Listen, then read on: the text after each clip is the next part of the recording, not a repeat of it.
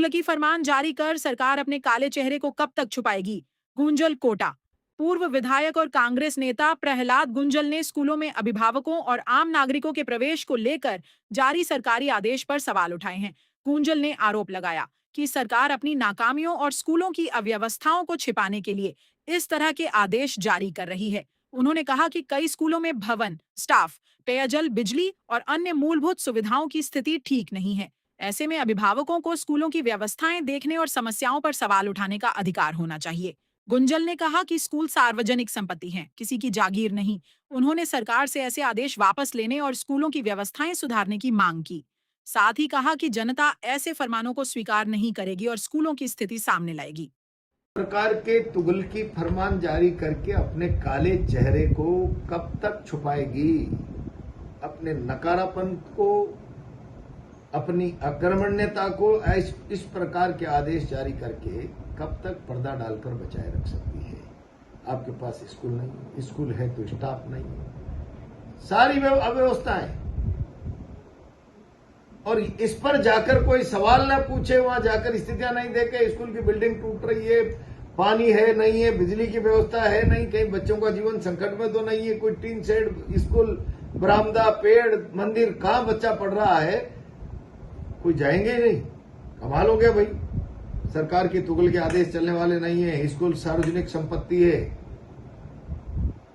किसी की जागीर नहीं है विद्यालय, और इसलिए आम अभिभावक किसी भी वक्त वहां जाकर अपनी बात रखने का अधिकार रखता है। वहां की अव्यवस्था पर, वहां की दुर्दशा पर सवाल उठाने का राजस्थान के हर व्यक्ति को अधिकार है। और सरकार उससे वंचित करना चाहती है कि हमारा काला चेहरा सामने आ जाएंगे, लोग जा जाके स्कूलों में देखेंगे, निरीक्षण करेंगे, बच्चों को बैठने के लिए टाट पट्टी नहीं है, टेबल कुर्सी नहीं है, पेड़ के नीचे पड़ रहे हैं, टीन शेड है, पानी टपक रहा है, स्कूल की बिल्डिंग जर्जर है, विद्युत व्यवस्था नहीं है, जहरीले कीड़े कांटे का डर बना हुआ है बिल्डिंगों में। इन परिस्थितियों से जरा बाहर निकलिए। ये तुगल की आदेश फरमान जारी करने के बजाय राजस्थान से माफी मांगिए कि हमारे टाइम अव्यवस्था और अराजकता का आलम उच्च स्तर पर पहुंच गया है। हम क्षमा याचना करते हुए इसको दुरुस्त करने का प्रयास करेंगे, और आप हमको थोड़ी सख्त हिदायत देते रहेंगे, नसीहत देते रहेंगे, तो डर के मारे हम कुछ अच्छा करने का प्रयास करेंगे। ये करने के बजाय आपके कोई जाएंगे ही नहीं। बहुत ऐसे फर्जी आदेश, तुगल के आदेश राजस्थान की जनता ने हवा में उड़ाए। हर सूरत में लोग निरीक्षण करेंगे और इनका बेनकाब। झालावाड़ी घटना के बाद बजट भी पास हुआ था स्कूलों के जीर्णोद्धार को लेकर। पैसा ही नहीं है सरकार के पास। श्वेत पत्र जारी करे कंगाल है राजस्थान सरकार। या निगम यूआईटी कर्जा लिए बगैर एक कदम आगे बढ़ने की स्थिति में है क्या? वो संस्थाएं जिनके पास अपना लैंड बैंक होता है, लैंड बैंक को डेवलप करके कीमत बढ़ाकर ऑटोनोमस बॉडी की तरह अपना काम चलाती है, आज उन्हें लोन लेना पड़ रहा है अपनी व्यवस्था को सुचारू रूप से चलाने के लिए। जिस तरीके की स्थितियां राजस्थान में है ना, कोई रोड मैप नहीं है डेवलपमेंट का, कोई प्लानिंग नहीं है, कोई योजना नहीं है, कोई फाइनेंशियल मैनेजमेंट नहीं है। चंद समय में इन हालातों के चलते हुए राजस्थान में तमाम विकास के काम न केवल ठप होने वाले हैं, अराजकता के से हालात, बल्कि आर्थिक इमरजेंसी जैसी स्थितियां राजस्थान में होने वाली। जयपुर में सीजीडी के कार्यकर्ता एक स्कूल में जाने का प्रयास कर रहे थे। क्या कर रहे हैं आप? उनने जाकर क्या गुनाह कर दिया?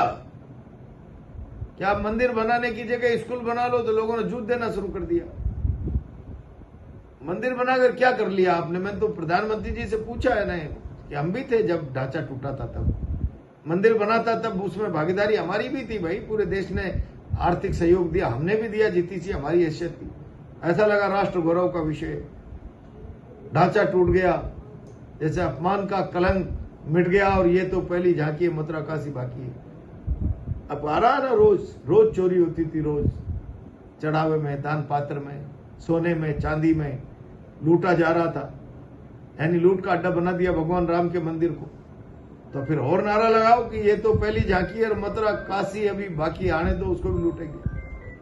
क्या आपने मंदिरों को राष्ट्र गौरव की बात करके लूट का अड्डा बना रहे हैं, अपनी आजीविका का साधन बना रहे हैं क्या? वो चोरी करके, वो भी देश से छुपाकर, देश को भ्रम में रख के। बहुत गलत स्थितियां हैं। देश समझ गया है, देश अपराध बहुत से ग्रसित है, गलत लोगों के हाथों में देश दे दिया है। समय आने पर देश इस भूल का सुधार करेगा।